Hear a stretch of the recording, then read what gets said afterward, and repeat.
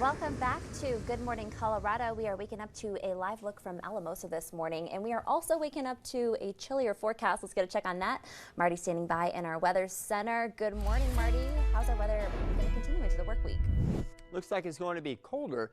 Interesting day today. We have this shallow layer of colder air. If you've just joined us, we were showing earlier some of the fog that's in place across parts of eastern Colorado. We have good visibility from up on top of Gold Hill over Woodland Park. Just heard from Larry. It's clear in Divide right now. This is our peak internet camera. So the city above the clouds, yeah, maybe, at least for parts of the day today. And for a good chunk of Teller County, but I don't think you'll be clear all day long.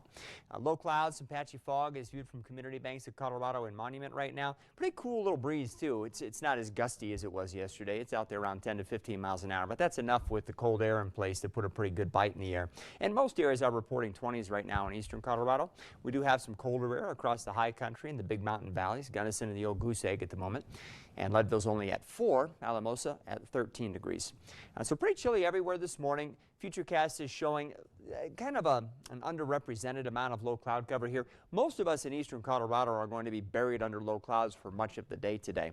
As we move into the afternoon and the upper level wave gets a little closer, we start to see some bands of intermittent, generally light snow break out over and near the mountains. And some of that could spill out across the I-25 corridor here and there, maybe dust us up.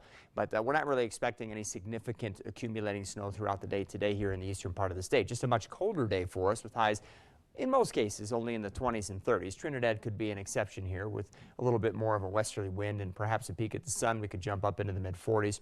We'll generally have 20s and lower 30s up across the mountains and mountain valleys, so not a lot of temperature variety across the area today, but as I mentioned, maybe a little sun here and there up over the mountains.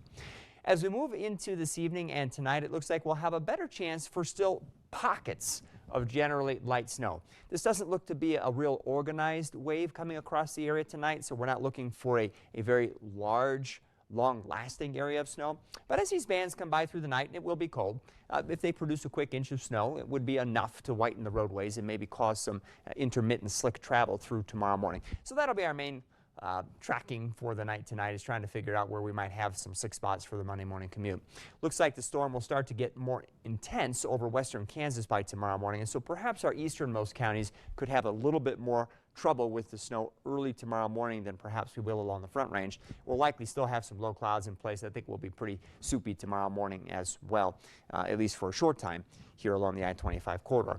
Looking for teens and 20s. For most areas tonight in eastern Colorado, we'll still have some single digits up over the mountains and mountain valleys. This is kind of a cool shot from up on top of Cheyenne Mountain this morning. This is our WireNut camera, and you can see the depth of the cold air that's banked up against the mountains. Kind of fun here too. You can see a little bit of the light from underneath in the city trying to sneak through a few holes here and there. But this is an indication that Larry's report in Divide is a good one, showing that if you get up high enough into the mountains, you're up above the clouds.